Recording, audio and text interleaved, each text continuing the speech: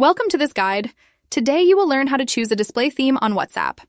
Whether you prefer light or dark mode, or you want the app to match your device settings, follow these simple steps to customize your WhatsApp experience. Start by launching WhatsApp on your smart device and make sure you are logged in to access your settings. When WhatsApp opens, on the home page in the upper right corner of the screen, look for the option represented by 3 dots and then click on it. A small window will open, where you will scroll down to the Settings option and click on it.